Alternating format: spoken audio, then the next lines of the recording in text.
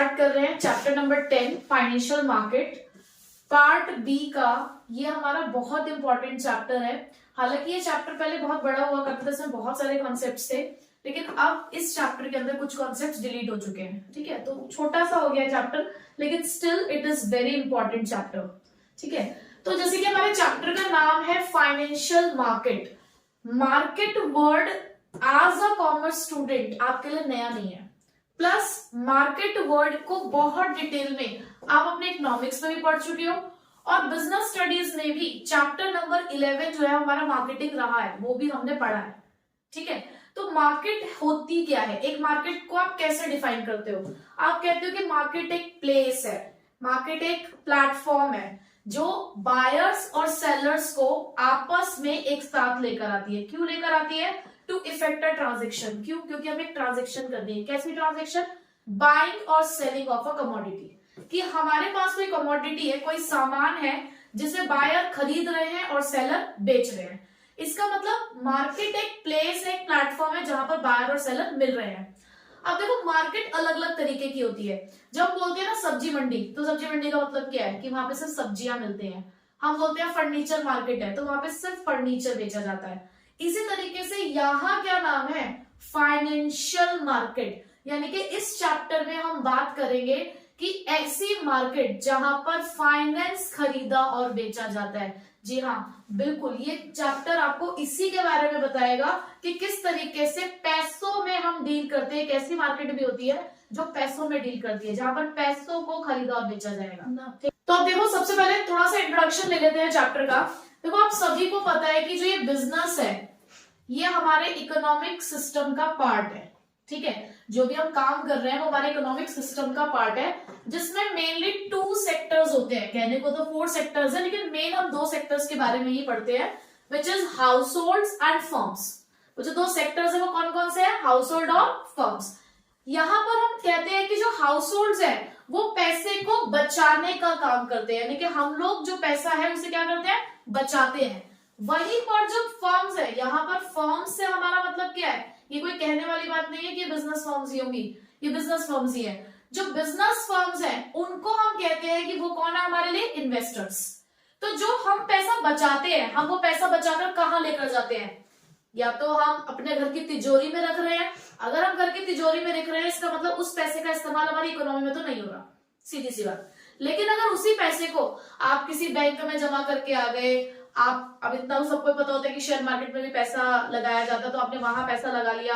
आपने कोई बिल्डिंग खरीद ली, प्रॉपर्टी खरीद ली, इसका मतलब आपने कोई प्रॉपर्टी खरीद ली, कोई स्कीम खरीद ली, म्यूचुअल फंड में पैसा लगा दिया, तो दैट मीन्स आपने इकोनॉमी को पैसा दे दिया कि लो हमारे पैसे का इस्तेमाल करो। ठीक है, तो ये जो हमारे हाउस होल्ड होते हैं, बेसिकली इनको हम बोलते हैं सेवर्स तो है, and these are the suppliers of fund. ये फंड्स को सप्लाई करते हैं, और ये जो फंड सप्लाई करते हैं इसको इस्तेमाल कौन करता है? हमारे इन्वेस्टर्स। हमारे ही पैसे का इस्तेमाल करते हैं बिजनेस फर्म्स इकोनॉमी में कैपिटल फॉर्मेशन के लिए। तो ये जो फंड यहां से सप्लाई किया जाता है, यानी कि सप्लाई यहां से आती है, तो डिमांड कहां से आती है? बिजनेस फर्म्स की तरफ से आती है। ठीक है, तो ये जो हाउस होल्ड है और बिजनेस फर्म्स है, अब देखो ये पैसा दे रहे हैं और इन्हें पैसों की जरूरत है, ये पैसा लेने वाले हैं, तो इन दोनों के बीच में एक लिंक चाहिए ना। तो ये लिंक कहाँ एस्टैब्लिश होता है, कहाँ जाके ये दोनों मिल पा रहे हैं? फाइनेंशियल मार्केट में। कैसे पता चलेगा एक हाउस होल्ड को कि भाई मुझे अपना पैसा कहाँ लगाना है? एक इन्वेस्टर को कैसे पता लगेगा कि मुझे पैसा कहाँ से मिलेगा? तो दोनों को हमने एक प्लेटफॉर्म दे दिया है, और उस प्लेटफॉर्म का यहाँ पे नाम क्या है? Financial market. ठीक है, अच्छा, अब इस फाइनेंशियल मार्केट में एक बहुत इंपॉर्टेंट फंक्शन परफॉर्म किया जाता है, which is known as allocative function. Allocative function का मतलब क्या है? Linking the savers and investors, यानी कि 2 लोगों को मिलाओ भाई। इन 2 लोगों को मिलाने की जरूरत है, किस किस को? सेवर्स को और इन्वेस्टर्स को। उनके बीच में लिंक क्रिएट करता है by mobilising the funds between them. उनके बीच में फंड्स का मूवमेंट करके, एक पैसा दे रहा है तो एक पैसा ले रहा है, तो दोनों के बीच में फंड्स के मूवमेंट को करके, उनके बीच में एक लिंक क्रिएट करके फाइनेंशियल मार्केट एक फंक्शन परफॉर्म करती है, जिसका नाम क्या है? Allocative function. अब इस एलोकेटिव फंक्शन के कॉन्सिक्वेंसेस क्या होते हैं, यानी कि इससे क्या होता है? तो पहली बात तो ये देखो, जो रेट ऑफ रिटर्न है हाउस होल्ड्स को, वो हायर मिलती है। एक पर्सन क्यों मार्केट में पैसा लगाता है, क्यों वो कहीं पे किसी फंड में, म्यूचुअल फंड में पैसा इन्वेस्ट करेगा, उसे रिटर्न हाई मिल रहा होगा तभी तो यहाँ पर जो हाउस होल्ड है उनको अच्छा खासा रिटर्न जनरेट करने को मिलता है। किसकी वजह से? इस एलोकेटिव फंक्शन की वजह से। आपको अलग अलग यहाँ पर सोर्सेज मिलेंगे कि यहाँ पैसा लगाना फायदेमंद है, यहाँ पैसा लगाना फायदेमंद है, अलग अलग ऑप्शंस हैं आपके पास। आप क्लास 11th में सोर्सेज ऑफ फाइनेंस भी पढ़ के आए हो। सोर्सेज ऑफ फाइनेंस वाला आपने चैप्टर पढ़ा है, आपको पता है कि कितने सारे सोर्सेज होते हैं जहां पर एक बिजनेस फर्म को पैसा चाहिए होता है। तो पैसा कौन दे रहा है? वो हाउस होल्ड तो दे रहे हैं, और उन हाउस होल्ड्स बैंक को देते हैं, बैंक आगे देता है, ठीक है। उसके बाद दूसरा कॉन्सिक्वेंस क्या है कि देखो आप सभी को पता है कि जो रिसोर्सेज है भैया वो तो स्केर्स है, हमारे पास रिसोर्सेज की कमी है। तो वो स्केर्स रिसोर्सेज सिर्फ उन्हीं फर्म्स को एलोकेट किए जाते हैं जो हायर प्रोडक्शन की कैपेसिटी रखते हो, यानी कि जो हायर प्रोडक्टिविटी रखती होंगी फर्म्स, हम वो पैसा उन्हें ही एलोकेट करेंगे, ठीक है। तो एलोकेटिव फंक्शन क्लियर, उसके कॉन्सिक्वेंसेस क्लियर। अब देखो बेसिकली हमने क्या देखा, हमने देखा एक फाइनेंशियल सिस्टम। फाइनेंशियल सिस्टम क्या है? ये हमारे हाउस होल्ड्स हैं, ठीक है। ये हाउस होल्ड्स क्या करते हैं? सेविंग करते हैं। हाउस होल्ड्स का काम क्या है? सेविंग करने का। अब सेविंग करके क्या करेंगे? या तो वो पैसा बैंक में जमा कराएंगे या सीधे फाइनेंशियल मार्केट में जाएंगे। खुद भी तो पैसा लगा सकते हैं वो शेयर्स वगैरह में, तो या तो वो फाइनेंशियल मार्केट में जाएंगे। अब फाइनेंशियल मार्केट से ये पैसा कहाँ जाएगा? किसके पास? बिजनेस फर्म्स के पास। इस तरीके से बैंक वगैरह से लोन वगैरह लेकर भी ये बिजनेस फर्म्स पैसा लेती है। अल्टीमेटली ये जो कैपिटल फॉर्मेशन करेंगी, भाई ये पैसा क्यों ले रही है? पैसों से पैसा कमाना है इन्हें, तो जो कैपिटल फॉर्मेशन होगा वो कहाँ जाएगा? फाइनेंशियल मार्केट में या फिर बैंक्स में। अगर आप इनसे पैसा उधार ले रहे हो तो बदले में ये भी तो आपको कुछ देंगे। आपने फाइनेंशियल मार्केट से पैसा उधार लिया तो बदले में आप भी तो कुछ दोगे, तो कैपिटल फॉर्मेशन होता है।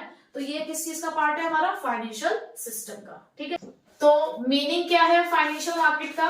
It is a market for the creation and exchange. देखो दो ये मेन वर्ड है आपके पास इसके अंदर, क्रिएशन यानी कि यहाँ फाइनेंशियल एसेट्स को क्रिएट भी किया जाता है और एक्सचेंज भी किया जाता है। और यहाँ पर हम कौन से एसेट्स के बारे में बात करेंगे? Financial assets. फाइनेंशियल एसेट्स में हमारे पास क्या होंगे? ऐसे एसेट्स जिसमें हमें पैसे का लेन देन करना है, यानी कि जो पैसों की डीलिंग है बेसिकली। तो इसलिए यहाँ पर कौन से एसेट्स में हम डील कर रहे हैं? Financial assets. अब ये जो हमारी फाइनेंशियल मार्केट है ये दो पार्ट्स में डिवाइडेड है, और ये जो इसके दो पार्ट्स बने हैं, दो कैटेगरीज बनी है, वो बनी है हमारे रिक्वायरमेंट के अकॉर्डिंग। देखो हमें पैसों की जरूरत कम समय के लिए भी हो सकती है और ज्यादा समय के लिए भी हो सकती है।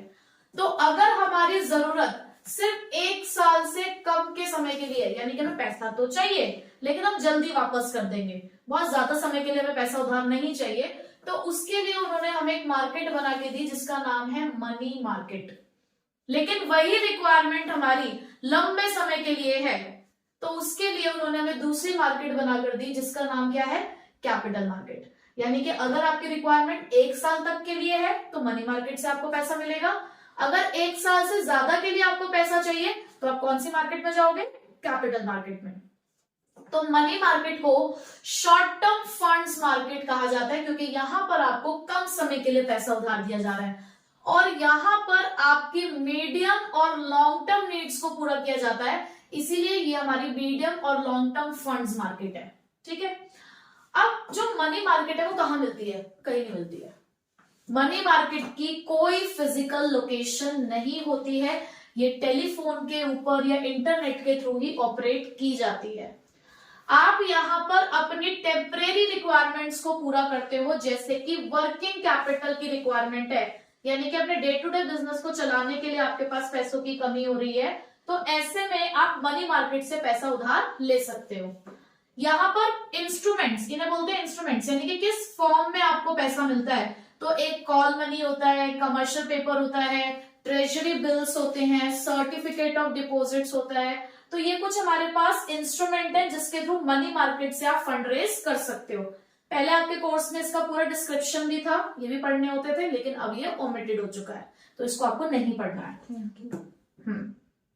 उसके बाद जो कैपिटल मार्केट है, बेसिकली अगर हम वहां से पैसा उधार ले रहे हैं तो ग्रोथ और डेवलपमेंट के लिए ले रहे हैं, यानी कि इकोनॉमी की ग्रोथ और डेवलपमेंट में जो कंट्रीब्यूशन करती है वो कैपिटल मार्केट करती है। हमारी कैपिटल मार्केट फर्दर 2 पार्ट्स में डिवाइडेड है, जिसके बारे में अभी हम थोड़ी देर में पढ़ेंगे। तो capital market further two parts में डिवाइडेड है, जिसमें से फिजिकल लोकेशन भी आपको मिलेगा। ठीक है, कैपिटल मार्केट में फिजिकल लोकेशन होता है, फिजिकल लोकेशन भी है और ऑनलाइन भी है, दोनों तरीके से ऑपरेट की जाती है। लेकिन मनी मार्केट सिर्फ ऑनलाइन ऑपरेट होती है, टेलीफोन के थ्रू ऑपरेट होती है। यहाँ जो इंस्ट्रूमेंट्स हैं वो ये रहे आपके, जैसे कि equity shares, preference shares, debentures हैं, बॉन्ड्स हैं, यहाँ पे इसमें डीलिंग होती है। ठीक, अब एक ना कंपैरिजन भी आ सकता है आपके पास क्वेश्चन के अंदर कि मनी मार्केट और कैपिटल मार्केट में डिफरेंस बताइए। तो एक तो मीनिंग हो गया, ड्यूरेशन हो गया, ठीक है। उसके अलावा जो मैं अब ये पॉइंट्स बताऊंगी इन सभी को आप जो है डिफरेंस में यूज कर सकते हो। बेसिकली पूरे चैप्टर में सिर्फ दो ही डिफरेंस होंगे, capital market, money market, primary market, secondary market. Even जो आपकी ये पूरी बुक है इसमें भी आपको कोई खास डिफरेंस पढ़ने को नहीं मिलेंगे।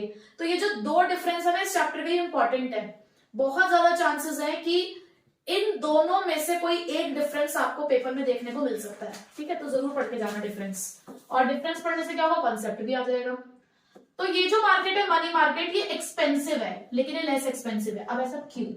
देखो, जितना कम समय के लिए आप पैसा उधार लोगे ना वो उतना ही महंगा आपको मिलेगा, क्योंकि लोग कहते हैं वो कहते हैं मजबूरी का फायदा उठाना।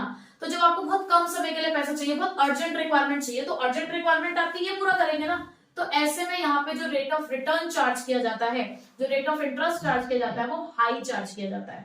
ठीक है, तो यहाँ पर ये एक्सपेंसिव होता है। एक और बात आप यहाँ पे सुन के चलो, जैसे कि यहाँ पर शेयर्स वगैरह में डीलिंग होती है, तो जो उनकी यूनिट प्राइस होती है, यानी कि एक यूनिट की वैल्यू, एक शेयर कितने का है, आपने अकाउंटेंट से पढ़ा, 10 रुपए का शेयर है, 100 रुपए का शेयर है, 500 का शेयर है, 1000 का शेयर है, एक यूनिट की बात हो रही है। आपको एक यूनिट खरीदना तो एक यूनिट भी ले सकते हो।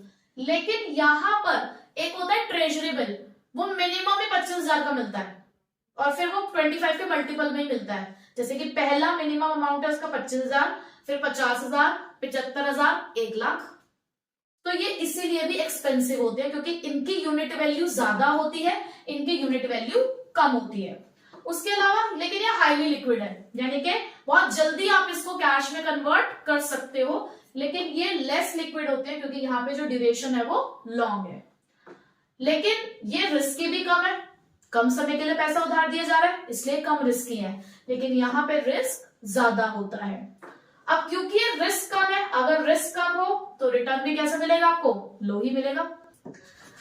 अब क्योंकि यहाँ पर रिस्क ज्यादा है तो रिटर्न भी आपको यहाँ पे ज्यादा मिलेगा। ठीक है, higher the risk higher will be the return. आपने बिजनेस लैंग्वेज में बोले। पार्टिसिपेंट्स यानी कि कौन कौन लोग मनी मार्केट में काम करते हैं, हमारा RBI, LIC, commercial banks, non banking finance companies, mutual funds etcetera, यानी कि और भी 2-3 पार्टिसिपेंट्स इसमें हैं। उसके बाद अगर हम कैपिटल मार्केट की बात करें तो कैपिटल मार्केट के अंदर हमारे फाइनेंशियल इंस्टीट्यूशंस हो गए, बैंक्स हो गए, कुछ कॉर्पोरेट एंटिटीज हो गई, ये लोग ऑपरेट करते हैं। ठीक है, तो ये आपका पूरा कॉन्सेप्ट हो गया मनी मार्केट और कैपिटल मार्केट। आपको क्या करना है इसमें, मीनिंग, फीचर्स और इन दोनों के बीच का डिफरेंस। ठीक है, नेक्स्ट अब हम पढ़ने जा रहे हैं कैपिटल मार्केट के टाइप्स या कंपोनेंट्स ऑफ कैपिटल मार्केट भी आप इसे कह सकते हो। तो कैपिटल मार्केट्स हमारी दो तरीके की हैं। कैपिटल मार्केट्स में दो कंपोनेंट्स हैं, एक है हमारे पास प्राइमरी मार्केट और एक है हमारे पास सेकेंडरी मार्केट। अब देखो, इसको समझने के लिए मैं आपको एक बात बताऊं कि अगर आपको कार खरीदनी है, ठीक है, तो आपके पास दो रास्ते हैं। या तो आप बिल्कुल एक ब्रांड न्यू कार खरीद के लेकर आओगे शोरूम से, ठीक है, या फिर आप एक सेकेंड हैंड कार खरीदोगे। तो सेकेंड हैंड कार आप कहां से खरीद सकते हो, बहुत सारी वेबसाइट्स है हमारे पास जो सेकेंड हैंड कार्स बेचती हैं, या बहुत सारे डीलर्स भी बैठे हैं जो सेकेंड हैंड कार्स बेचते हैं। अगर आपको ब्रांड न्यू कार खरीदनी है तो भाई मैं जाऊंगी यहाँ पर प्राइमरी मार्केट के अंदर, मुझे बिल्कुल ब्रांड न्यू कार खरीदनी है तो मेरे लिए ये शोरूम है जो बिल्कुल मुझे फर्स्ट हैंड मटेरियल दे रहा है। ठीक है, लेकिन अगर मुझे सेकेंड हैंड सामान खरीदना है, सेकेंड हैंड कार खरीदनी है, तो मैं जाऊंगी सेकेंडरी मार्केट में। शेयर्स में भी बिल्कुल इसी तरीके से होता है। हम प्राइमरी मार्केट को कहते हैं कि it is a new issue market, क्योंकि ये मार्केट ऐसी सिक्योरिटीज में डील करती है जो फर्स्ट टाइम बेची जा रही है, यानी कि इससे पहले अब तक उन सिक्योरिटीज को नहीं बेचा गया। तो these are the first hand securities. तो फर्स्ट हैंड सिक्योरिटीज में जो डील करती है मार्केट, उसका नाम क्या है, प्राइमरी मार्केट, जिसे न्यू इशू मार्केट भी कहा जाता है। आप इसकी शॉर्ट फॉर्म भी याद रखेंगे। ठीक है, सेकेंडरी मार्केट यानी कि ऐसी मार्केट जहां पर सेकेंड हैंड शेयर्स को हम यहाँ पे क्या बोलते हैं, एग्जिस्टिंग शेयर्स, यानी कि यहां पर सेल एंड परचेज हो रहा है किसका, एग्जिस्टिंग सिक्योरिटीज का, यानी कि ऐसी सिक्योरिटीज जो पहले भी कभी बेची जा चुकी है। तो इसको हम स्टॉक एक्सचेंज, स्टॉक मार्केट या शेयर मार्केट भी कहते हैं। यानी कि जिस शेयर मार्केट के बारे में आप लोग पढ़ते हो, सुनते हो, वो सेकेंडरी मार्केट का ही पार्ट है, वो हमारी सेकेंडरी मार्केट ही है, जहां पर सिर्फ नई सिक्योरिटीज नहीं, जहां पर कौन सी सिक्योरिटीज के अंदर डील किया जाता है, एग्जिस्टिंग सिक्योरिटीज के अंदर। ठीक है, अब प्राइमरी मार्केट में ऐसे कौन कौन सी सिक्योरिटीज हैं, किस तरीके से प्राइमरी मार्केट में पैसा हम रेज कर सकते हैं, फाइनेंस को रेज कर सकते हैं।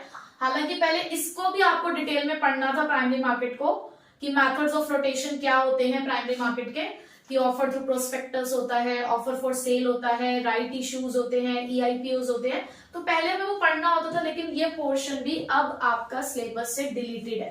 तो अगर आप पढ़ रहे हैं एनसीईआरटी से, पुरानी एनसीईआरटी है, तो उसमें अगर वो टॉपिक दे रखा है तो वो आपको इस 2023-24 वाले एग्जाम के लिए वो आपको नहीं पढ़ना है। ठीक है, तो अब प्राइमरी मार्केट का पर्पस क्या है, हम क्यों प्राइमरी मार्केट से फंड रेज करना चाहते हैं। कभी कभी हम अपना कोई नया प्रोजेक्ट सेटअप कर रहे होते हैं, हम अपना एक्सपेंशन कर रहे हैं एग्जिस्टिंग बिजनेस का, हम उसे डाइवर्सिफाई कर रहे हैं, मॉडर्नाइज कर रहे हैं, या मर्जर्स हो रहे हैं, टेक ओवर्स हो रहे हैं। तो इन सब पर्पसेस के लिए प्राइमरी मार्केट से फंड रेज किया जा सकता है। और सेकेंडरी मार्केट बेसिकली किस चीज के ऊपर काम करती है, कंट्रीब्यूट करती है इकोनॉमिक ग्रोथ, जो हमारी कंट्री का ग्रोथ हो रहा है, इकोनॉमिक ग्रोथ हो रही है, वो सबसे ज्यादा सेकेंडरी मार्केट से हो रही है, यानी कि ये सबसे ज्यादा कंट्रीब्यूशन देता है। अब एक डिफरेंस आपको इन दोनों में भी पढ़ना है, तो मैंने ये जो पॉइंट्स लिखे हैं आप इसे फीचर्स की तरह भी यूज कर सकते हो और एज अ डिफरेंस भी इन दोनों के बीच में यूज कर सकते हो।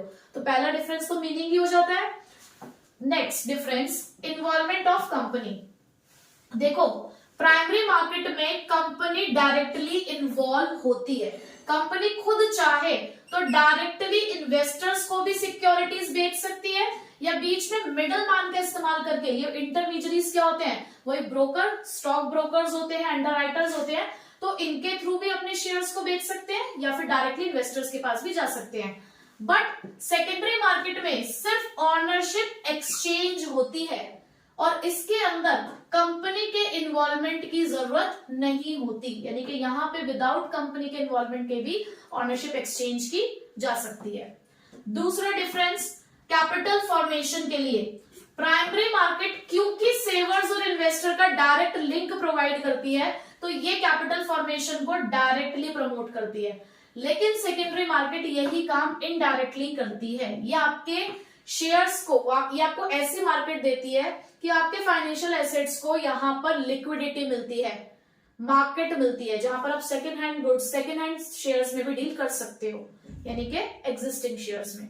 उसके बाद नेक्स्ट डिफरेंस, यहां सिर्फ बाइंग ऑफ सिक्योरिटीज हो रहा है, यहां पे क्या हो रहा है, सिर्फ बाइंग ऑफ सिक्योरिटीज, यानी कि कंपनी सिर्फ शेयर्स को बेच रही है और बायर खरीद रहा है लेकिन यहां पर शेयर्स को खरीदा भी जा सकता है और बेचा भी जा सकता है।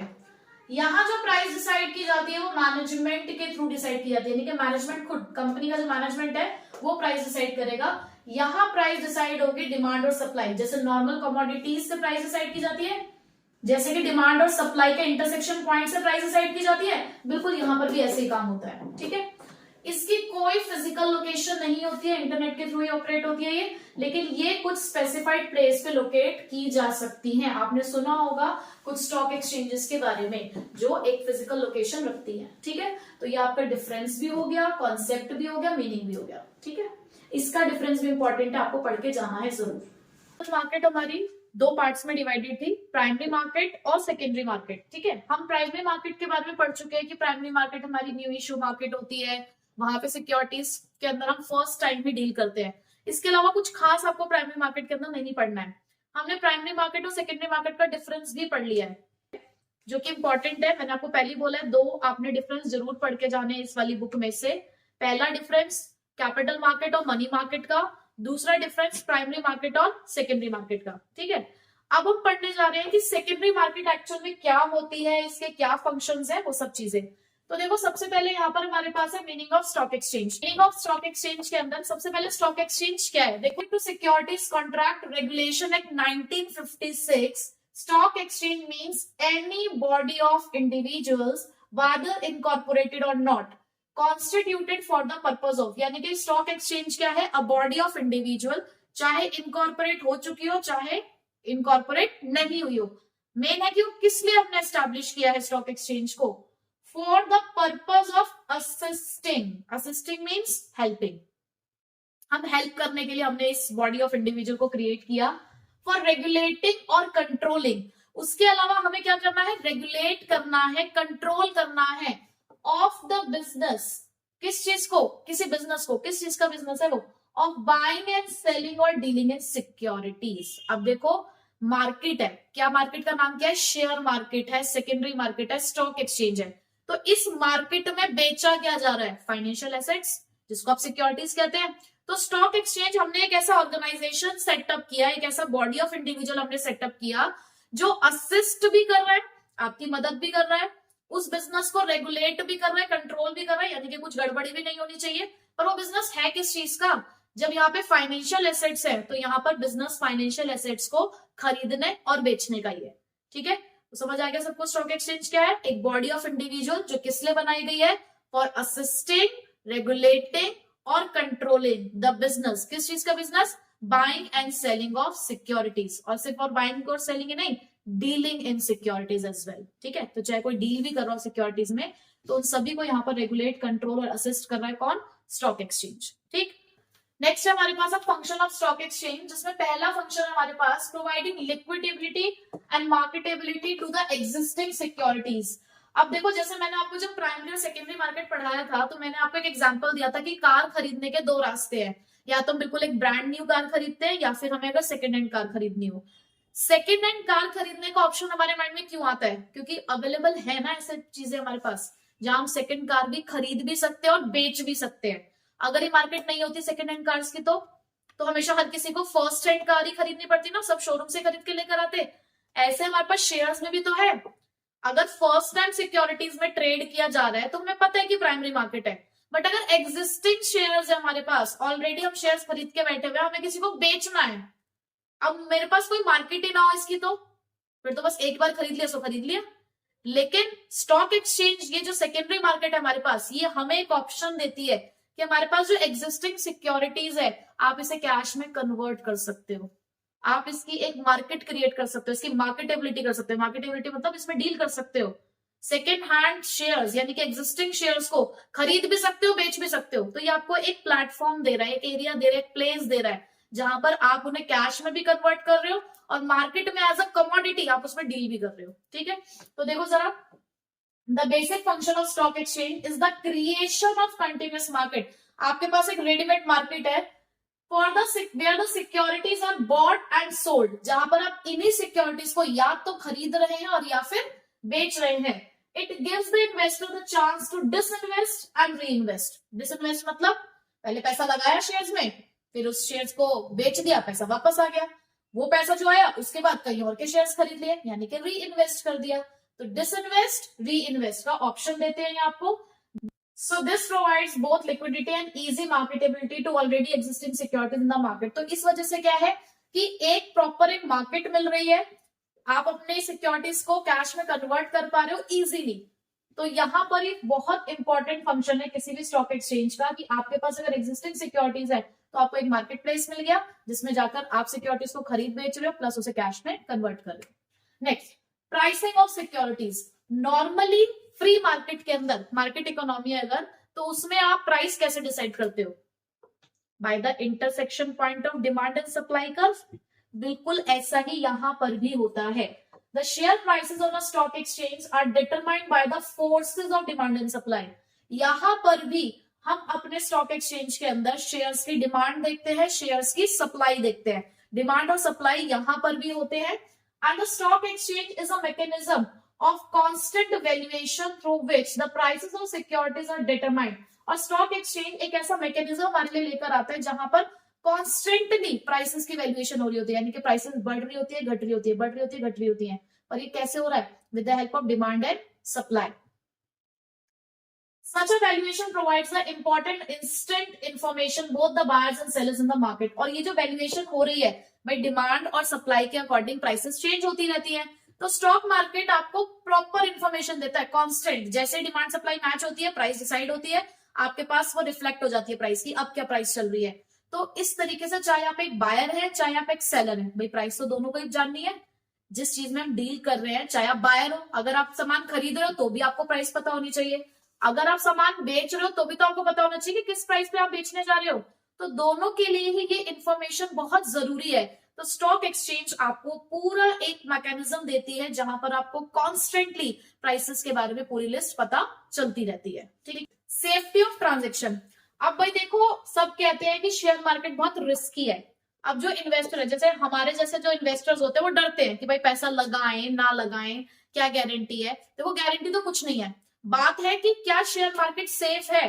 अगर आपको देखो, आप कोई गेम भी खेलते हो, अगर आपको गेम के रूल्स नहीं पता तो आप हारोगे ही ना।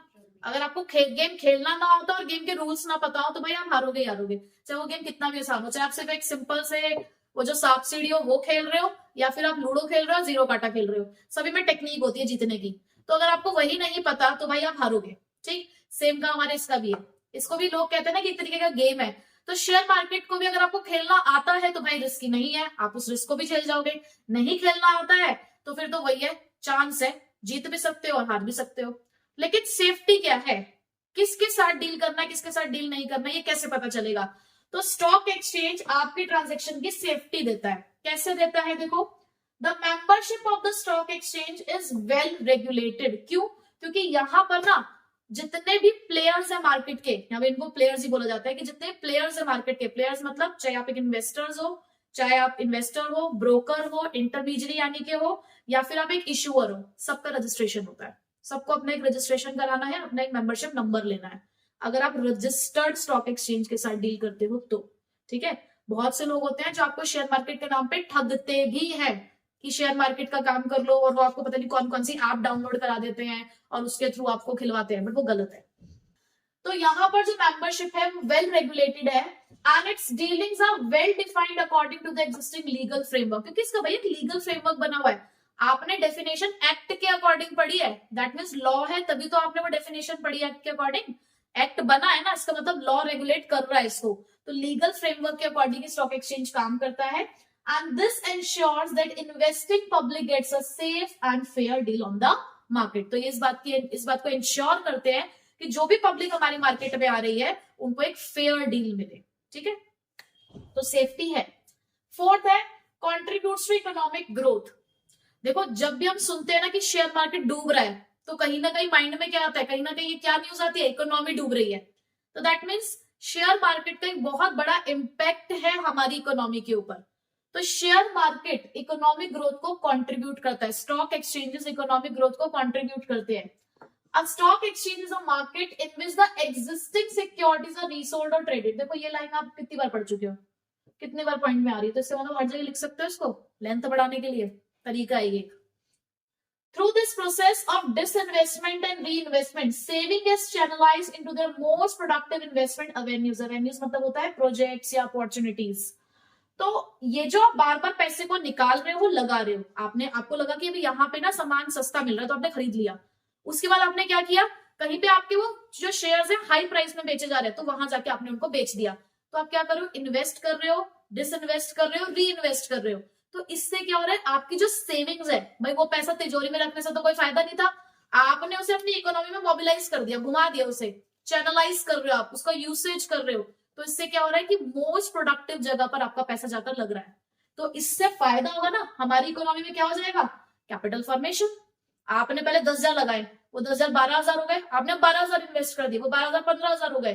तो पैसे से पैसा कमा रहे हो ना, तो दिस इज कैपिटल फॉर्मेशन।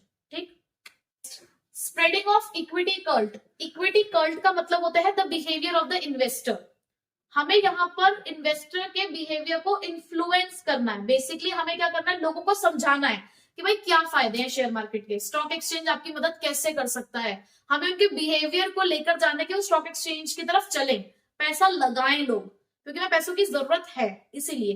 तो वो कैसे कर सकते हैं इसको, कैसे हम लोगों के बिहेवियर को इन्फ्लुएंस कर सकते हैं, देखो जरा। So the stock exchange can play a vital role in ensuring the wider share ownership by regulating. किस तरीके से हम लोगों को ऑनरशिप दिलवा सकते हैं? By regulating the new issues. थोड़ा ध्यान रखो, नए इश्यूज को रेगुलेट करो. बेटर ट्रेडिंग प्रैक्टिसेस, सही ट्रेडिंग प्रैक्टिसेस अगर आप इस्तेमाल करोगे तो लोग अट्रैक्ट होंगे. And taking the effective steps in educating the public about the investment. लोगों को समझाओ, बताओ, एजुकेट करो. तभी तो पहले कोई होते थे शेयर मार्केट के कोर्स लोग अपने आप ही समझ समझ के कर लेते थे. लेकिन आजकल क्या होता है, इनके कोर्सेज भी होने लग गए हैं, इसमें डिप्लोमा भी मिल रहा है लोगों को. बच्चे भी जैसे कि 12th के बाद ही सोचते हैं कि चलो हम भी शेयर मार्केट का कोर्स करते हैं, ऑनलाइन सीखना शुरू कर देते हैं उन्हीं सब चीजों को. तो ठीक है, अच्छी बात है. तो लोगों को अवेयर करना है, लोगों के अंदर अवेयरनेस जगानी है कि कैसे स्टॉक एक्सचेंज उनकी मदद कर सकता है, इस ऑनरशिप का क्या फायदा है उन्हें. ठीक है. Next, providing scope for speculation. अब देखो, जहां डिमांड सप्लाई, जहां फ्लक्चुएशंस, जहां प्राइस का बढ़ना घटना, वहां स्पेकुलेशन जरूरी है. तो हेल्दी स्पेकुलेशन स्टॉक मार्केट आपको अलाउड करता है कि आप हेल्दी स्पेकुलेशन कर सकते हैं. बट ऐसे स्पेकुलेशन नहीं करनी जहां पर जानबूझकर आप अपने शेयर्स को बहुत ज्यादा हाई या बहुत ज्यादा लो दिखा रहे हैं. ऐसा नहीं करना होता, सिर्फ हेल्दी स्पेकुलेशन करनी होती है. तो stock exchange provide sufficient scope with in the provisions of law. यानी कि सब कुछ देखो आपको लॉ के अंदर रहते हुए करना है. For the speculative activities in a restricted and controlled manner. आप स्पेकुलेशन करो लेकिन रिस्ट्रिक्टेड और कंट्रोल्ड मैनर में रहकर आप ये काम कर सकते हो. सो it is generally accepted that the certain degree of healthy speculation is necessary. और ये जरूरी भी है ताकि हमें पता चल सके कि हमें अपने शेयर प्राइस, अपने शेयर्स के कितने प्राइसेस मिलने वाले हैं. ठीक है.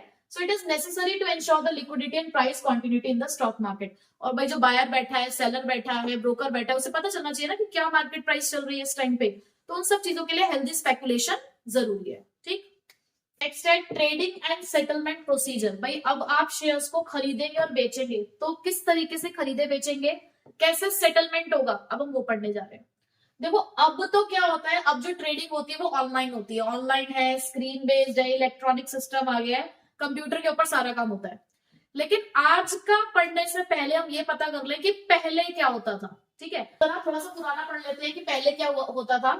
There was a time when in the open outcry system, outcry का मतलब क्या है, बोलियां लगना, चिल्ला चिल्ला के बोलियां लगाई जाती थी. जैसे ऑक्शन होता है ना, ऑक्शन मतलब होता है ना नीलामी, बोल बोल के लोग बोलियां लगाते हैं. इस तरीके से आउटक्राई सिस्टम चलता था. Securities were bought and sold on the floor of the stock exchange. Physically वहां पर लोगों को प्रेजेंट होना पड़ता था और वहां पर एक फ्लोर सिस्टम मतलब एक प्लेस जहां पर दोनों बायर्स और सेलर्स मीट करते थे, मिलते थे और डीलिंग ऑन द स्पॉट हो जाती थी. Under this auction system deals were struck among the brokers, prices were shouted out and the shares sold to the highest bidder.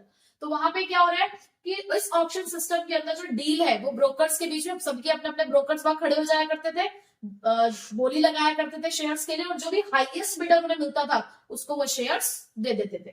Now almost all the exchanges have gone electronic and trading is done in broker's office through a computer terminal.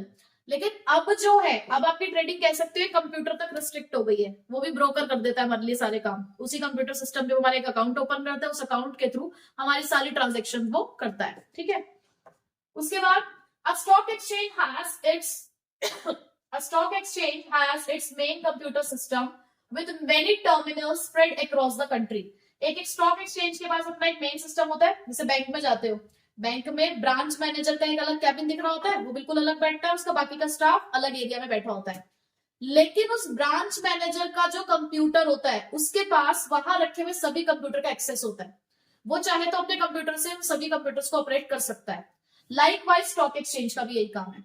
Stock exchange के पास एक main computer system है और उसने अपने terminals को पूरी country में फैला रखा है. यानी कि पूरी कंट्री की ट्रेडिंग उस एक जगह से हो जाती है, उस मेन कंप्यूटर सिस्टम से हो जाती है. Trading in securities is done through the brokers who are the members of the stock exchange. यानी कि यहाँ पे क्या एक मिडलमैन आ गया, उस मिडलमैन को हम क्या बोलते हैं, स्टॉक ब्रोकर्स. ठीक. इलेक्ट्रॉनिक ट्रेडिंग सिस्टम के अब हमारे पास क्या एडवांटेजेस है, देखो. पहली एडवांटेज है इट इंश्योर्स द ट्रांसपेरेंसी. हमने पहले क्या पढ़ा कि यहाँ पे हमें क्या मिलती है, ट्रांसपेरेंसी मिलती है. क्योंकि यहाँ पर ना जैसे आप अपना घर बैठ के बैंक अकाउंट मैनेज कर लेते हो फोन से, इसी तरीके से यहाँ भी आप पढ़ोगे कि इसका भी एक अकाउंट ओपन होता है. एक नाम बता देती हूँ मैं फिर भी, डीमेट अकाउंट. ठीक है. वो डीमेट अकाउंट बिल्कुल बैंक अकाउंट की तरह होता है. तो जिस तरीके से आप घर बैठे अपने ट्रांजेक्शन अपने मोबाइल में देख लेते हो अपने बैंकिंग ट्रांजेक्शन को, उसी तरीके से डीमेट अकाउंट आपको हेल्प करता है कि जो भी आप शेयर मार्केट में डीलिंग कर रहे हो, चाहे सिक्योरिटीज को खरीद रहे हो, बेच रहे हो, तो आपके पास क्या क्या है, आपने कितने शेयर्स खरीदे, कितने बेचे, किस प्राइस पे आपने वो ट्रांजेक्शन को किया, सब चीजों की डिटेल आपको आपके हाथ में मिल जाती है आपके मोबाइल फोन के थ्रू ही या आपके कंप्यूटर सिस्टम पर। ठीक है, तो ऑनलाइन स्क्रीन बेस्ड सिस्टम का हमें सबसे पहला फायदा यही है कि ट्रांसपेरेंसी है। हमें जो प्राइसेस है सभी सिक्योरिटीज की मार्केट में जो चल रही है वही सब चीजें हमें कि किस प्राइस पे हमने वो ट्रांजेक्शन करी है वो हमें ऑनलाइन दिख जाता है। ठीक है, दूसरा फायदा है it increases the efficiency. Efficiency क्यों?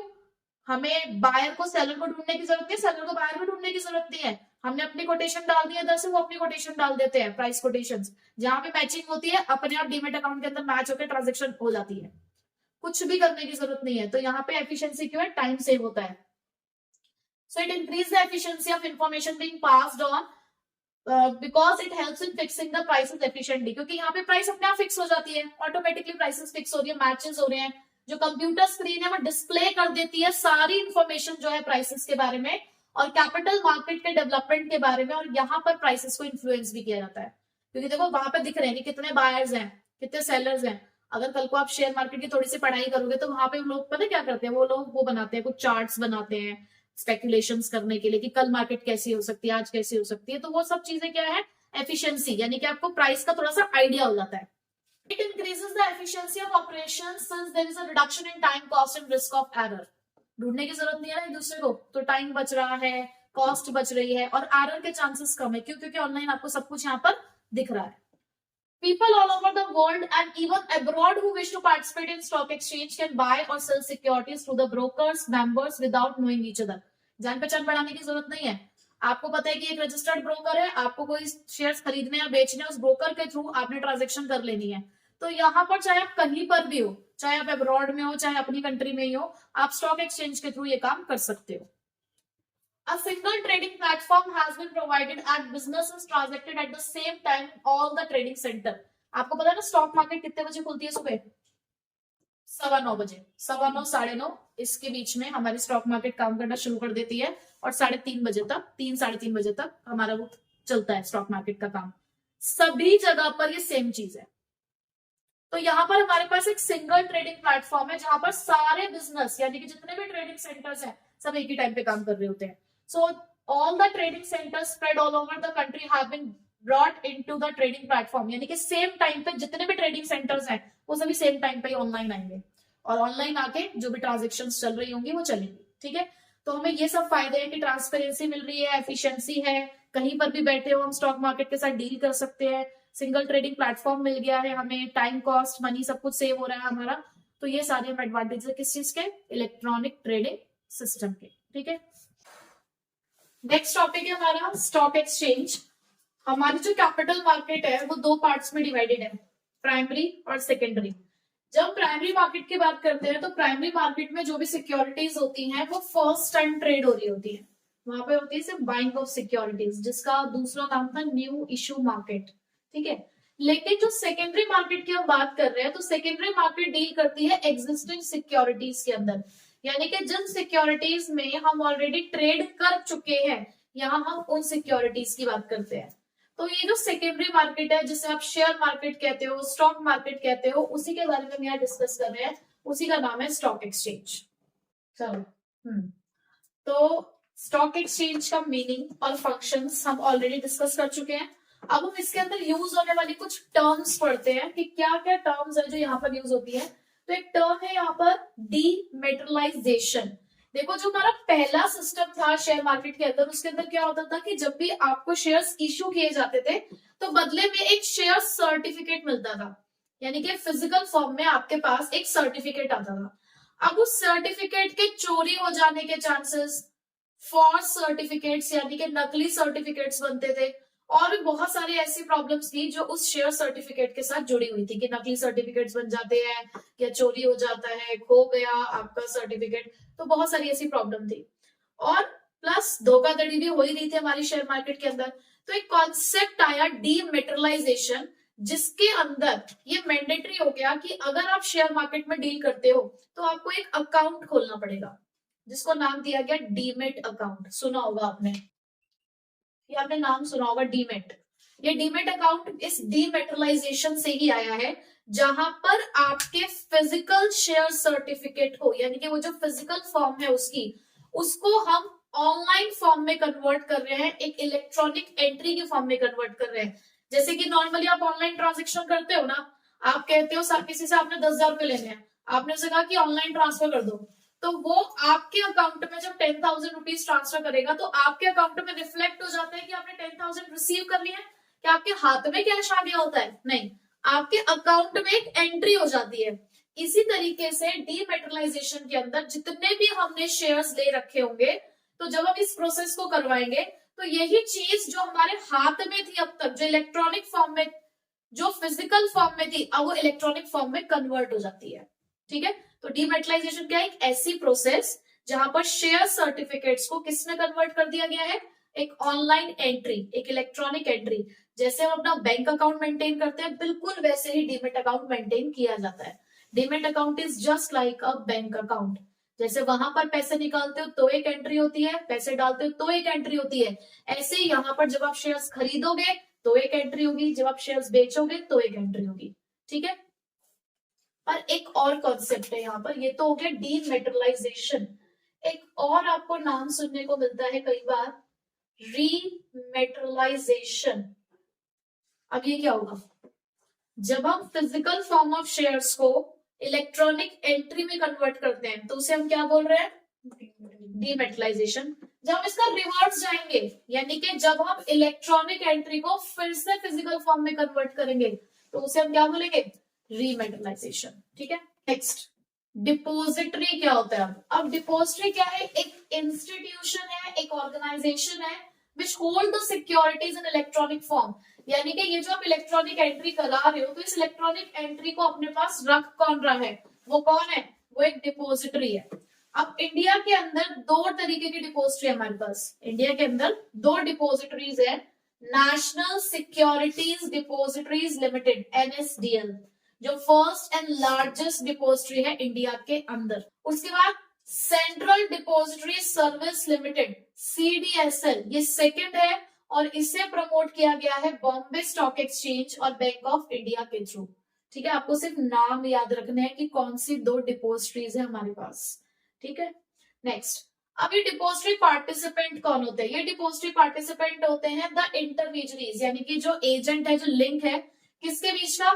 इन्वेस्टर और इन डिपोजिटरी के बीच का। आपके पास पैसा है, आपको इन्वेस्ट करना है शेयर मार्केट में, आप एक डीमेट अकाउंट ओपन करने जा रहे हो, तो आपको एक पर्सन चाहिए ना जो आपको वहां तक पहुंचाएगा, तो वो हमारे डिपोजिटरी पार्टिसिपेंट्स होते हैं। ये कोई बैंक हो सकता है, फाइनेंशियल इंस्टीट्यूशन हो सकता है, कोई स्टॉक ब्रोकर हो सकता है। तो ये डिपोजिटरी पार्टिसिपेंट आपको जोड़ता है किसके साथ? इन डिपोजिटरीज के साथ, जो आपकी इलेक्ट्रॉनिक फॉर्म ऑफ सिक्योरिटीज को मेंटेन करेंगे। ठीक है, ये आपको टर्म्स पता चल गए क्या होते हैं। अब डीमेट अकाउंट काम कैसे करता है, वर्किंग कैसे है डीमेट अकाउंट की? तो सबसे पहले तो आपको एक पर्सन ढूंढना होगा, यानी कि आपको एक डिपोजिटरी पार्टिसिपेंट ढूंढना होगा जिसके थ्रू आप ये काम कराना चाहते हो। कोई तो चाहिए आपको। आपको एक बैंक हो सकता है, जैसे कि मैं आपको पहले बता रही हूँ, वो एक बैंक हो सकता है, कोई फाइनेंशियल इंस्टीट्यूशन हो सकता है, कोई स्टॉक ब्रोकर हो सकता है। आपको उसको आइडेंटिफाई पहले करना पड़ेगा। ठीक है, फिर उसके बाद आपको एक अकाउंट ओपन करने का फॉर्म लेना होगा। किसी भी बैंक में अगर अकाउंट खुलवाना है तो एक फॉर्म फिल करना पड़ता है ना, उनकी कुछ डिटेल्स होती है, वो भरनी पड़ती है आपको। तो लाइकवाइज यहाँ पर भी आपको करना है कि पहले आपने ढूंढा कि आपको कहाँ, किसके थ्रू ये काम करना है। जैसे हमारे पास बहुत सारे कमर्शियल बैंक है, पहले आप ये ढूंढोगे ना कि कौन से कमर्शियल बैंक में अकाउंट खुलवाना है, तो ऐसे यहाँ पर भी पहले हमने ढूंढा कि किसके साथ अकाउंट खुलवाना है। फिर उसके बाद एक अकाउंट ओपनिंग फॉर्म, उसको हमने कंप्लीट किया विद ऑल द डिटेल्स। उसके बाद हमने अपना फिजिकल सर्टिफिकेट उनके हाथ में दिया कि इसे कन्वर्ट करना है हमें। तो physical certificate given to the DP with the dematerialisation request form, और हमने साथ में एक रिक्वेस्ट फॉर्म भी लगाया कि हमें इसको क्या करना है? ऑनलाइन एंट्री में कन्वर्ट करना है। ठीक है, फिर उसके बाद आपको पता है शेयर्स दो तरीके से बेचे जाते हैं, या तो हमने खुद डायरेक्ट पब्लिक को जाके शेयर्स बेच दिए, या हम क्या कर रहे हैं, बीच में एक इंटरमीडिएट, एक एजेंट है। जैसे घर बेचना है, घर बेचने के दो तरीके ना, या तो डायरेक्टली किसी को बेच दिया या बीच में एक डीलर ले लिया। तो अगर आपने डायरेक्टली पब्लिक को बेचा था शेयर, तो जैसे ही आपने ये रिक्वेस्ट फॉर्म दिया होगा तो जो भी स्टिपुलेटेड टाइम पीरियड होगा उसके बाद अपने आप शेयर्स आपके डीमेट अकाउंट में क्रेडिट हो जाएंगे। अगर बीच में कोई नहीं है इंटरमीडियरी तो आपके रिक्वेस्ट फॉर्म के बाद डायरेक्टली आपके अकाउंट में एंट्री हो जाएगी। बट अगर बीच में कोई ब्रोकर था, यानी कि अगर आपने शेयर्स किसी ब्रोकर के थ्रू बेचे थे, तो पहले वो ब्रोकर कहाँ जाएगा, इस डिपोजिटरी पार्टिसिपेंट के पास। तो जो डिपोजिटरी पार्टिसिपेंट है फिर वो इंस्ट्रक्ट करेगी to debit the account with the number of shares, यानी कि क्योंकि बीच में एक इंटरमीडियरी है तो वो इंटरमीडियरी को कहा जाएगा कि आप अपने अकाउंट को डेबिट करो, पहले अपने अकाउंट से वो चीजें निकालो, क्योंकि पहले बीच में हमारे पास इंटरमीडियरी है ना, पहले उसके अकाउंट से शेयर्स निकाले जाएंगे, तो आप अपने अकाउंट को डेबिट करो। उसके बाद जो ब्रोकर है वो डिपोजिटरी पार्टिसिपेंट को इंस्ट्रक्शन देगा for the delivery of shares to the exchange. उसके बाद वो शेयर्स किसके पास जाएंगे, स्टॉक एक्सचेंज के पास जाएंगे। Then the broker receives the payment and pay the person for the shares sold.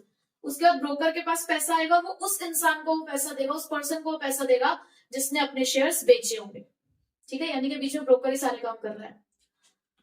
The transactions completed with in 2 days। अच्छा, ये सब काम करने के लिए आपको, जैसे कि आपने शेयर्स बेच दिए या खरीद लिए, तो ये सब काम करने के लिए आपको 2 दिन मिलते हैं।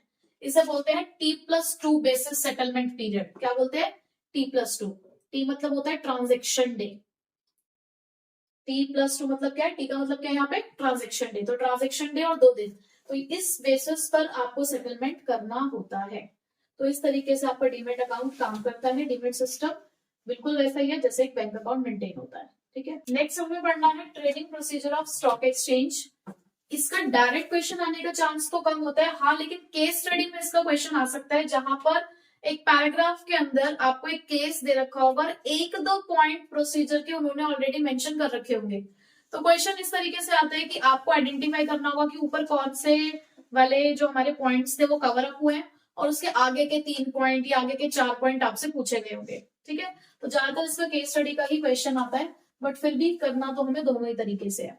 तो ट्रेडिंग प्रोसीजर है क्या, देखो, अगर आपको ट्रेडिंग प्रोसीजर याद करना है तो कहीं ना कहीं जैसे आप ऑनलाइन ऑर्डर करते हो, चाहे वो फूड ऑर्डर करते हो या फिर आप जैसे अमेजोन वगैरह के थ्रू आप अगर डीलिंग करते हो, तो बिल्कुल वैसा ही है। तो सपोज करो कि आपको एक फूड ऑर्डर करना है, तो आपका सबसे पहला काम क्या होगा, नहीं, कौन से ऐप के थ्रू आप ये काम करोगे, सबसे पहले तो आप वो डिसाइड करोगे। वो आपके पास जोमेटो भी है, स्विगी भी है और उबर ईट्स भी है, और भी हमारे पास 2-3 ऑप्शंस अवेलेबल हैं जिसके थ्रू हम ये काम कर सकते हैं। तो सबसे पहला क्या है, सिलेक्शन करना उस पर्सन का जिसके थ्रू हम ये काम करना चाहते हैं। ठीक है, फिर उसके बाद आप क्या करते हो ना, अपनी आईडी बनाते हो, वहां पे मेंबर बनते हो। आपने अभी अभी पहली बार आपने उस ऐप को इंस्टॉल किया, आपने डिसाइड किया कि इसके थ्रू हमें फूड ऑर्डर करना है, तो आप क्या करोगे, अपना एक अकाउंट ओपन करोगे, उसके अंदर अपना एक बराबर ना मेंबर बनना होता है हमें वहां का, तब हमें वो क्या मिलता है, एक अलग से हमारी प्रोफाइल क्रिएट होती है। हमने वो काम किया, उसके बाद आप ढूंढना शुरू करते हो कि आपको क्या चाहिए। आप रेस्टोरेंट सर्च करोगे, फिर उनके मेन्यू पे जाओगे, प्राइसेस चेक करोगे अलग अलग रेस्टोरेंट्स की कि कहाँ हमारे लिए सुटेबल है भाई, जहां से हमें फूड ऑर्डर करना है। उसके बाद जब आपको परफेक्ट मैच मिल जाएगा तब आप ऑर्डर प्लेसिंग पे जाओगे, फिर आपको समरी मिलेगी, पेमेंट ऑप्शन होगा। उसके बाद जब आप ऑर्डर प्लेस कर देते हो तब भी उसके बाद क्या होता है, आपको वेट करना होता है ऑर्डर कंफर्मेशन के लिए। पहले वो कह देते हैं कि हमने आपका ऑर्डर एक्सेप्ट कर लिया है, लेकिन 1 मिनट का वो टाइम लेते हैं, उसके बाद ऑर्डर कंफर्मेशन होता है।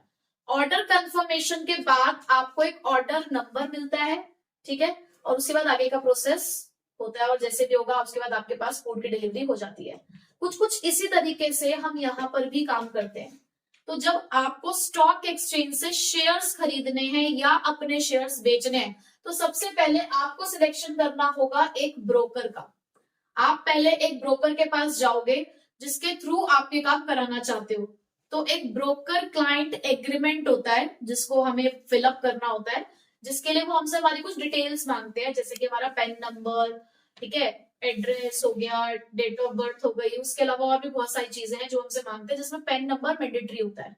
तो आपसे वो एक डिटेल मांगेंगे, आपकी पूरी प्रोफाइल डिटेल मांगी जाएगी उस एग्रीमेंट के अंदर फिल करने के लिए। ठीक है, जब आपने ब्रोकर का सिलेक्शन कर लिया तो उसके बाद आपको एक डीमेट अकाउंट ओपन करना है किसी भी एक डिपोजिटरी के साथ।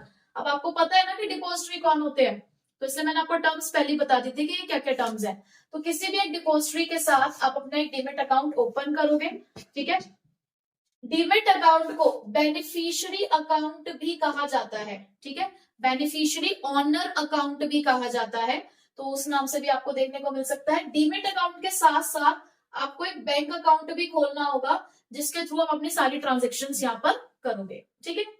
थर्ड स्टेप, अब जब आपका डीमेट अकाउंट ओपन हो गया है तो अब आप करेंगे अपना ऑर्डर प्लेस, चाहे आप शेयर्स खरीदने के लिए आए हैं चाहे आप शेयर्स बेचने के लिए आए हैं, तो जो भी आपका केस है उसी के अकॉर्डिंग आप अपना ऑर्डर प्लेस करना शुरू करोगे, जहां पर आपको मिलेगी एक ऑर्डर कंफर्मेशन स्लिप। मैंने ब्रैकेट में ये चीजें इसलिए मेंशन कर दी है कि जब भी आप इसे लिख रहे होगे, एग्जैक्ट तो आप लिखोगे नहीं, बट ये मेन चीज है जो आपको इस पैराग्राफ में मेंशन करनी होगी। आप इससे आइडेंटिफाई कर सकते हो कि आप कौन से नंबर के प्रोसीजर पर हो, कौन से स्टेप तक आप पहुंच चुके हो। तो थर्ड स्टेप में ऑर्डर कंफर्मेशन की बात हो जाती है, ठीक है। तो यहाँ पर आपको ऑर्डर कंफर्मेशन स्लिप मिलेगी कि ठीक है हमने आपको ऑर्डर कंफर्म कर लिया है। उसके बाद आपके शेयर्स को मैच किया जाएगा विद द बेस्ट प्राइस, यानी कि बिडिंग चल रही होती है। अब बिडिंग के अंदर जो आपने डिटेल दे रखी होगी, जैसे हम अमेजोन वगैरह पे जब कर रहे होते हैं शॉपिंग, तो वहां पे फिल्टर का ऑप्शन आता है ना, तो फिल्टर के ऑप्शन के अंदर जाकर हम अपनी मर्जी की कैटेगरीज को वहां पे सिलेक्ट करते हैं ना कि हमें इस तरीके की चीजें चाहिए, ये ऑप्शंस हमें चाहिए। तो ऐसे यहाँ पर आपने वो ऑप्शन फिलअप कर दिए हैं, फिलअप करने के बाद हम आपके शेयर्स को मैच कर रहे हैं बेस्ट प्राइस के साथ, और अगर यहाँ पे मैचिंग हो गई तो फिर हो जाता है एग्जीक्यूटिंग द ऑर्डर, यानी कि अब आपको ऑर्डर एग्जीक्यूट यानी कि आगे की प्रोसेस की तरफ चल पड़ा। और यहाँ आके मिलती है आपको ट्रेड कंफर्मेशन स्लिप। देखो यहाँ पे ऑर्डर कंफर्मेशन स्लिप है, तो यहाँ पे ट्रेड कंफर्मेशन स्लिप है, ठीक है। उसके बाद नेक्स्ट स्टेप क्या होता है कि जैसे ही ऑर्डर कंफर्मेशन स्लिप आपको मिल जाती है तो आपको एक कॉन्ट्रैक्ट नोट इशू किया जाता है विद इन 24 आवर्स, यानी कि जैसे ट्रेड कंफर्मेशन स्लिप मिली उसके 24 घंटे के अंदर अंदर एक कॉन्ट्रैक्ट नोट इशू किया जाता है, जिसके अंदर ये लिखा होता है कि कितने नंबर ऑफ शेयर्स खरीदे या बेचे गए हैं, किस प्राइस पे ये डीलिंग हुई है, क्या डेट और टाइम था डीलिंग का, वो सारी चीजें इसके ऊपर मेंशन होती है। इवन जो कमीशन चार्जेस होते हैं वो भी यहाँ पर मेंशन किए जाते हैं। और यहीं पे आपको मिलता है एक यूनिक ऑर्डर कोड नंबर, यानी कि आपका जो ऑर्डर है उसके लिए आपको एक कोड नंबर मिलेगा। हमारे पास जब पार्सल रिसीव होता है तो हमारे पास अपना एक कोड नंबर आता है, वहां पर हर किसी का जो ऑर्डर नंबर होता है वो अलग अलग होता है, तो यहाँ पर आपको आपका एक यूनिक जो ऑर्डर कोड नंबर है वो आपको मिल जाएगा, ठीक है। उसके बाद जैसे ही कॉन्ट्रैक्ट नोट इशू होता है तो इमीडिएटली इन्वेस्टर्स को शेयर्स को डिलीवर करना होता है और पेमेंट करनी होती है, और इस चीज को हम बोलते हैं द पे इन डे। ये चीज आपको ध्यान रखनी है, ये कौन सा डे है, पे इन डे, जहां पर इन्वेस्टर या तो डिलीवरी ऑफ शेयर्स करेगा या फिर क्या करेगा, पेमेंट करेगा, एंड मेकिंग द पेमेंट। उसके बाद सेटलमेंट साइकिल, सेटलमेंट साइकिल कौन सा हमारा T+2। उससे पहले हमें क्या करना होता है, अगर हमने शेयर्स खरीदे हैं तो हम कैश पे कर देंगे, अगर शेयर्स खरीदे गए हैं तो कैश पे कर दिया जाएगा, अगर शेयर्स बेचे गए हैं तो सिक्योरिटीज डिलीवर कर दी जाएंगी। दोनों साइड से पढ़ रहे हैं, अगर आपने शेयर्स बेचे हैं तो कैश पे कर, अगर आपने शेयर्स खरीदे हैं तो आप कैश पे कर दोगे, और अगर आपने शेयर्स बेचे हैं तो शेयर्स को डिलीवर कर दोगे। और ये सारा काम अभी आपको T+2 से पहले करना है, और T+2 से पहले वाला दिन कौन सा दिन कहलाता है, द पे इन डे। उसके बाद पे आउट डे वर्किंग में क्या होता है, जो एक्सचेंज है, अब आपने तो अपनी तरफ से कर दिया ट्रांसफर, अब उसके बाद जो एक्सचेंज है, एक्सचेंज से मतलब यहाँ पे एक्सचेंज का मतलब ट्रांसफर नहीं है, यहाँ एक्सचेंज का मतलब क्या है, the stock exchange. Stock exchange में डिलीवर द शेयर और make the payment to the broker. अब स्टॉक एक्सचेंज अपनी तरफ से काम करेगी भाई, या तो वो शेयर्स को डिलीवरी कर देगी, अगर आपने शेयर्स खरीदे थे तो आपने तो पेमेंट कर दी ना इन्वेस्टर को। देखो यहां पर इन्वेस्टर, ब्रोकर और स्टॉक एक्सचेंज ये चल रहा है।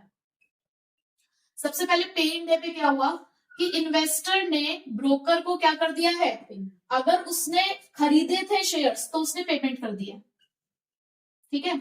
अगर उसने, ये कब है, जब उसने शेयर्स खरीदे हैं, अगर उसने बाइंग ऑप्शन चूज किया हुआ तो उसने पेमेंट कर दी है, और अगर उसने सेल ऑप्शन चूज किया हुआ यानी कि वो बेच रहा था तो उसने शेयर्स डिलीवर कर दिए। ये कौन सा डे है, ये है पे इन डे। उसके बाद क्या होता है पे आउट डे के अंदर, ब्रोकर के पास अब यहां पर पेमेंट आ चुकी है ना, तो अब ब्रोकर स्टॉक एक्सचेंज के साथ भी डील कर रहा है, तो ब्रोकर ने स्टॉक एक्सचेंज को सारी चीजें पे कर दी है, इसने इसको दिया, इसने इसको दे दिया ये सारा सामान। अब पे आउट डे पे स्टॉक एक्सचेंज क्या करेगी कि अगर उसने पेमेंट रिसीव कर ली होगी तो वो शेयर्स दे देगी, ठीक है। और अगर आपने अपने शेयर्स डिलीवर करे होंगे तो वो आपको पेमेंट कर देगी। बात समझ गए?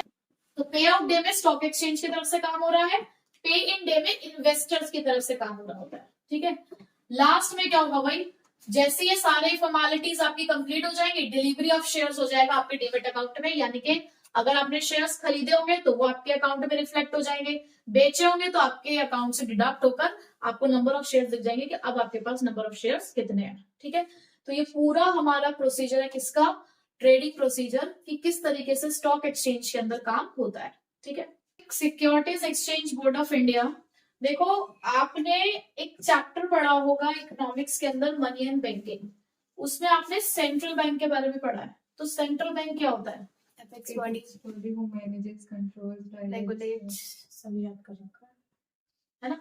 तो वहां पर जो सेंट्रल बैंक है, अगर उसको क्या बोलते थे, father of all the banks, यानी कि जितने भी कमर्शियल बैंक्स हैं वो सभी का हेड होता है सेंट्रल बैंक, और हर एक कंट्री का अपना एक सेंट्रल बैंक होता है। क्यों सेंट्रल बैंक बनाने की नीड है, क्योंकि सभी कमर्शियल बैंक्स को एक यूनिफॉर्म प्रैक्टिस देनी थी कि सभी कमर्शियल बैंक एक ही तरीके से काम करे, पूरे कंट्री के अंदर एक मॉनेटरी सिस्टम जो चल रहा है वो यूनिफॉर्म मॉनेटरी सिस्टम चले, यानी कि सब जगह के जो मॉनेटरी रूल्स और रेगुलेशंस है वो एक जैसे हो, पॉलिसीज एक जैसी ही फॉलो होनी चाहिए। अब इसी तरीके से क्या हुआ कि हमारे पास बहुत सारे स्टॉक एक्सचेंजेस हैं, हमने स्टॉक एक्सचेंज बनाया, हमने शेयर मार्केट स्टार्ट तो कर दी, लेकिन उस शेयर मार्केट के अंदर सभी लोग अपने तरीके से काम करना शुरू कर दिया, सब लोगों ने माल प्रैक्टिसेस होने लगी, बहुत सारी ऐसी एक्टिविटीज होने लगी जिसमें धोखाधड़ी के चांसेस हुए, स्कैम्स हुए। तो ऐसे में एक नीड अराइज हुई कि यार इनको देख कौन रहा है, जो पिताजी हैं वो तो सारे बैंक को देख रहे हैं, अब इन शेयर मार्केट की जो चल रही है धोखाधड़ी, माल प्रैक्टिसेस, जो सब चीजें चल रही है, एक्सप्लॉइटेशन हो रहा है, इसको कौन देखेगा। एक मम्मी की जरूरत है क्योंकि मम्मी इसको कंट्रोल कर सकती हैं। ये जो बच्चे घूम रहे हैं यहाँ पर इधर उधर और बोलियां लगा रहे हैं शेयर मार्केट के अंदर, इन बच्चों को कंट्रोल करने के लिए मम्मी को बुलाना चाहिए। तो एक रेगुलेटरी बॉडी एस्टैब्लिश की गई जिसको नाम दिया गया securities exchange board of India, ठीक है। तो मैं तो इसको बोलती हूँ the mummy of all the stock exchange, जैसे वो father of all the bank है, ये mummy of all the, mother of all the stock exchange है। तो ये रेगुलेटरी अथॉरिटी है जो पूरे स्टॉक एक्सचेंज मार्केट को क्या करती है, कंट्रोल करती है। बट हमारे यहाँ इसके अंदर हमारी बिजनेस स्टडीज में इसको वॉच डॉग कहा गया है, एक नजर रखने वाला डॉग, मतलब नजर रख रहा है पूरी शेयर मार्केट के ऊपर, कौन क्या कर रहा है, कैसे कर रहा है, इन सभी चीजों के ऊपर ध्यान रख रहा है, ठीक है। तो इस रेगुलेटरी बॉडी को एस्टैब्लिश किया था इंडियन गवर्नमेंट ने 1988 को, लेकिन इसको जो लीगल स्टेटस मिला था वो 1992 में जाकर मिला था। 1992 में इसको एज अ स्टैट्यूटरी बॉडी इसको आइडेंटिफाई किया गया, इसको रिकॉग्निशन मिला under the securities and exchange board of India act 1992, ठीक है।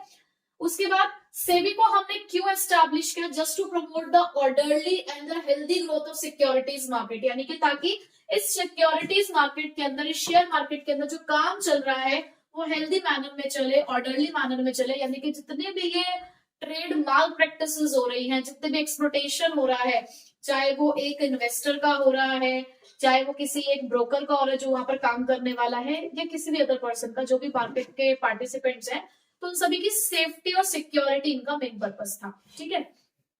तो अब क्या रीजन थे जिसकी वजह से सेबी आया, जब मैं कह रही हूँ माल प्रैक्टिसेस की, तो किस तरीके की माल प्रैक्टिसेस थी। एक होता है इनसाइडर ट्रेडिंग। इनसाइडर ट्रेडिंग क्या होता है कि जहां पे जो डायरेक्टर्स होते हैं, जो कंपनी के अंदर के लोग होते हैं, वो कंपनी की सेंसिटिव इंफॉर्मेशन का इस्तेमाल करते हैं अपने पर्सनल प्रॉफिट को कमाने के लिए। एक ये बहुत ज्यादा चल रहा था। उसके अलावा क्या होता है, private placement, unofficial private placements हो रहे थे, यानी कि अपने आप ही लोग अपने अपने बंदों को शेयर्स सौंप रहे थे, शेयर्स को बेच रहे थे। तो ऐसी बहुत सारी और भी चीजें थी जो शेयर मार्केट के अंदर चल रही थी, जिसको कंट्रोल करने के लिए ये रेगुलेटरी अथॉरिटी बनाई गई, ठीक है। अब इसका पर्पस और रोल क्या है, तो इसका पर्पस और रोल हम 3 लोगों के लिए बांटते हैं। तो पहला है किसी भी एक इशूअर के लिए, इशूअर मतलब जो अपनी सिक्योरिटी मार्केट में लेकर आ रहा है, जो कह रहा है कि मेरे पास ये सिक्योरिटी, अगर आपको इसमें इन्वेस्ट करना है तो कर सकते हो। तो इसके लिए सेबी क्या करता है, सेबी इसको यहाँ पर एक ऐसा प्लेटफॉर्म दे रहा है जहां पर वो सेफली आकर अपनी सिक्योरिटी को लोगों तक पहुंचा सकता है। एक प्लेटफॉर्म है, एक जगह है जहां पर आके आप अपनी सिक्योरिटीज को आके बेच सकते हो। ठीक है। एक इन्वेस्टर, इन्वेस्टर मतलब जो पैसा लगा रहा है, तो यहाँ पे सेबी इसके राइट और इंटरेस्ट को प्रोटेक्ट कर रहा है, प्रमोट कर रहा है। कैसे? ऑथेंटिक, एक्यूरेट और रिलायबल इंफॉर्मेशन देकर कि आपको जो यहाँ पे इंफॉर्मेशन दी जा रही है वो सही है। एक इंटरमीडियरी यानी कि जो बीच का ब्रोकर है, उसके लिए ये सेबी क्या कर रही है, उसको भी प्रोटेक्शन दे रही है। भाई ये इन दोनों के बीच का लिंक है, तो यहाँ पर इसको भी एक वो प्लेटफॉर्म मिला जहां पर आकर ये अपनी टेक्निकल प्रोफेशनलाइज सर्विस दे सकता है। इसके पास पूरी नॉलेज है शेयर मार्केट से रिलेटेड, बट इसको वो जगह चाहिए ना जहां जाके ये अपनी वो सर्विस दे सके। तो सेबी ने उसको वो जगह दी, एक प्लेटफॉर्म दिया कि आप अपनी टेक्निकल प्रोफेशनलाइज सर्विस आकर यहाँ पर दे सकते हो। ठीक है, ये तो था रूल। अब इसके ऑब्जेक्टिव्स क्या है, क्या करता है हमारा सेबी, किस ऑब्जेक्टिव को ध्यान में रखकर हमने स्टॉक एक्सचेंज के लिए सेबी को बनाया है।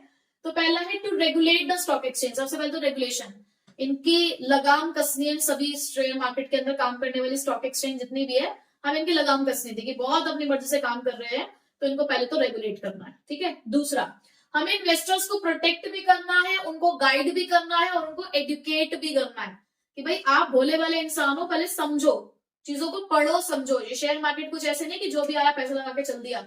भाई हार भी सकते हो, जीत भी सकते हो, हार जीत का गेम है पूरा। तो पहले ध्यान से समझो, देखो कि क्या चीज है, तो उनको एडुकेट करना। To prevent the trading malpractices, जितनी भी यहाँ पे धोखाधड़ी चल रही थी ट्रेडिंग से रिलेटेड, उन सभी चीजों पे रोक लगाना इनका काम, तो उन सभी चीजों को रोकना।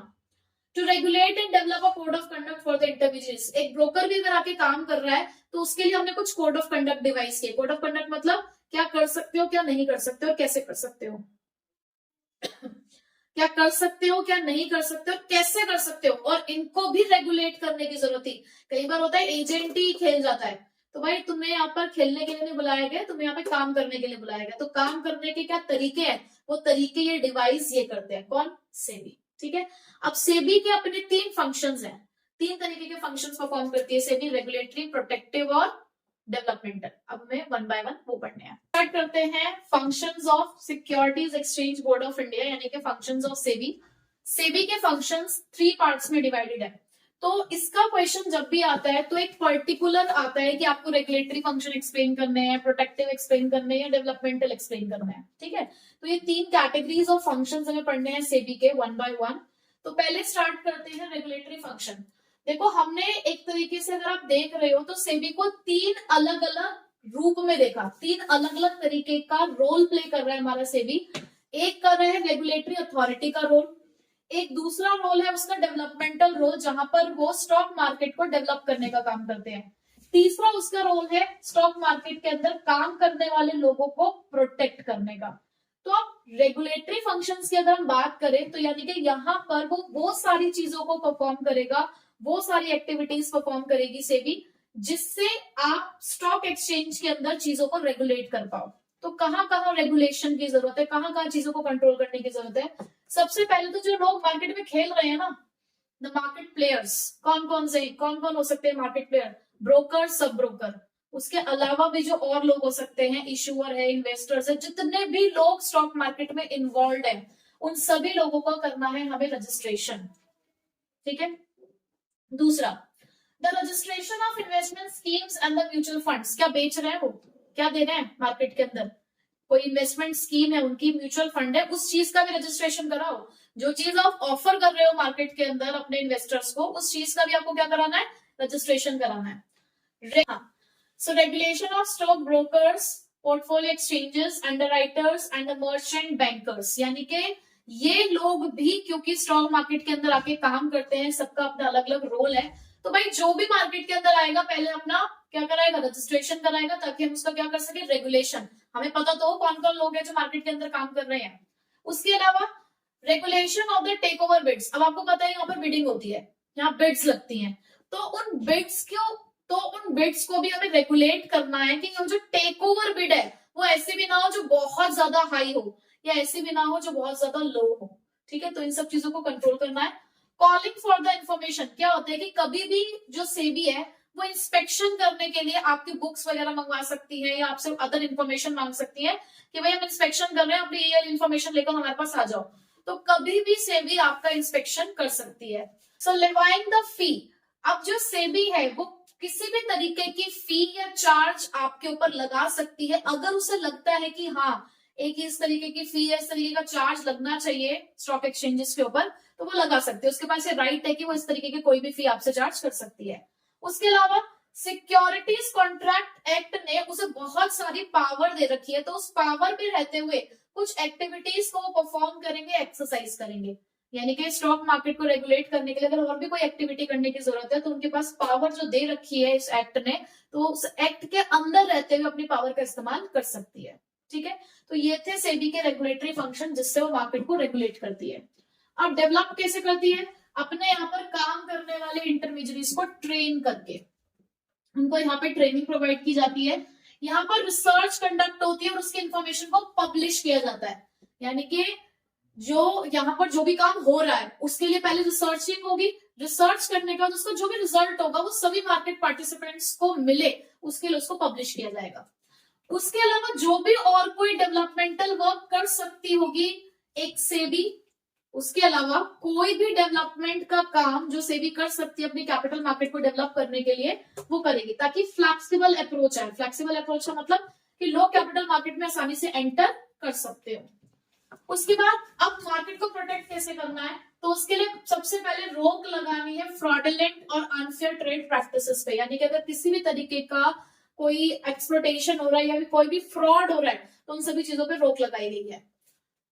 Controlling the insider trading and imposing the penalties, अगर हमें इनसाइडर ट्रेडिंग होती हुई दिखी सबसे पहले तो उसे कंट्रोल कर रहे हैं, यानी कि हम अपने डायरेक्टर्स के ऊपर नजर रख रहे हैं कि वो हमारी इंफॉर्मेशन का इस्तेमाल ना करें, और अगर कोई ऐसा करता हुआ पकड़ा गया तो उसके ऊपर पेनल्टीज है। ठीक है, उसके अलावा इन्वेस्टर्स को प्रोटेक्ट करने के लिए जो भी स्टेप्स ले सकती है सेबी वो सारे स्टेप्स लेगी, परफॉर्म करेगी। उसके अलावा फेयर प्रैक्टिसेस को प्रमोट किया जाएगा, कोड ऑफ कंडक्ट डिवाइस किया जाएगा ताकि किसी भी तरीके का गलत काम स्टॉक मार्केट में ना हो सके। तो ये 3 तरीके के फंक्शंस थे हमारे सेबी के, ये भी इंपॉर्टेंट है, आपको पढ़ के जानने जरूर है। ठीक है, कोई भी पर्टिकुलर पूछा जा सकता है आपसे। ठीक।